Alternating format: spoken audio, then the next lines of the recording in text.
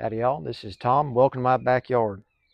Today we are moving some of our seed starts from 3/4 inch blocks over to 2-inch blocks. I waited probably a little bit too long on some of these marigolds that I have here, but it's time to start moving these over to the larger blocks to put back underneath the grow lights. So what I'm moving over today is some marigolds, some cresspedia, and probably some chamomile. I might leave these basil for a little bit later. We're definitely going to do all of these marigolds at least. I'm using the same material for these 2-inch blocks as I did for the 3/4 inch. That is Coco Loco. And all I've done is just put it in the 2-inch blocker with the square dibble attachment. And that square dibble is 3/4 of an inch cubed. And what that allows us to do is to fit these 3/4 inch cube starts in there perfectly. So I'll go ahead and start putting these in here. I'm using a little butter knife to scoop these out. I've been surprised these marigolds have pretty long tap roots, and they're supposed to not grow into each other, but some of them did. So you can see the tap roots come out of the bottom there. So I'm just very gently and carefully separating them. And then that 3/4 inch dibble fits right in there. And so I'm just getting them and pushing them in. And then after I push all of these in, I will go back through and use a spray bottle and wet the top. And what that helps do is just kind of settle in these 3/4 inch blocks. I've gone back in the past and sprinkled some more Coco Loco on top, but I actually don't think that that is necessary. So we're going to try these without doing that. But you can see if you look back over here at these trays I've started them in, they have these grooves. That's nice because it allows the water to not stand right on the blocks, but it does cause a couple problems in the sense that dirt gets down in there, and so then the seed, or excuse me, the seedlings send their roots down into it. So you got to be pretty careful when you're pulling them apart.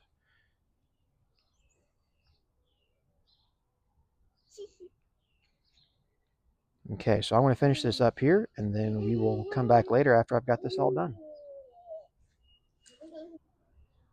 Okay, so I finished that tray, watered it in, and you can see here that I've got my labels telling me what is what. I can fit 40 of these 2-inch blocks in one of these trays, which is perfect because I can do my 3/4 inch blocker is sets of 20. And so that works really well. I can get uh, basically pot up 2 3/4 inch block sets. And that's what I started everything in, is sets of 20s. So worked really nice. I can get 2 of those and put them into one tray. It's pretty tight, but I think it's going to work really well.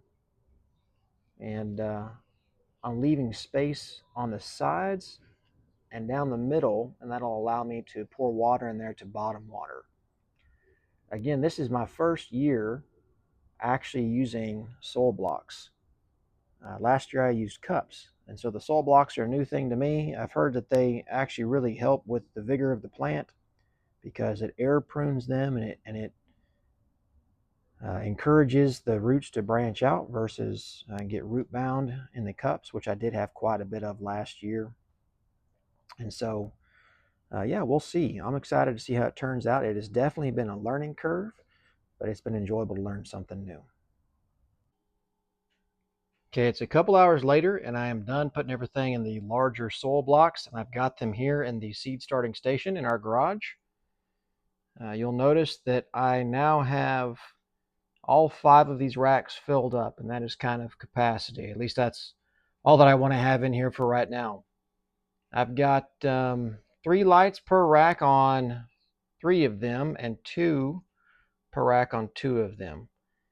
Part of the reason why I'm only going with 2 per rack on these top 2 right here is because it is getting pretty warm in here already without the additional lights, without 2 more lights. Everything is germinated, and so it's just growing now. We've got some colder weather coming. It's actually supposed to get down in the upper 30s, but I think it will stay plenty warm in here with these lights on. I've put black plastic on top of these shelves that I can fold down to trap the heat at night. You can see there's our straw flower coming up. I even packed away our heat mats. So we've got everything germinated we want germinated at this point. And so I packed the heat mats away. And I might get those out later on if need be. I may try and start the rest of the seeds that I've got here because I have quite a few left. But I have got plenty for right now. Here's something I'm really excited about. These chiltepine peppers. I didn't have any of those sprouting up for the longest time, and now I've got 4 with leaves, and I've got, I think, 2 more that are popping up. So I'm very happy about that. Over here, my cosmos and basil are doing great. There's the nasturtium. Very happy. Some more cosmos and some more peppers. And back in that back corner, I've got some bergamum that I sowed just a couple days ago.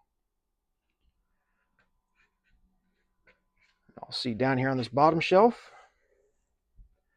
a bunch more peppers and a bunch of marigolds. Well, guys, that's going to do it for us today. This is a short video, but I just want to say thank you for joining me in my backyard. Hope to see you next time.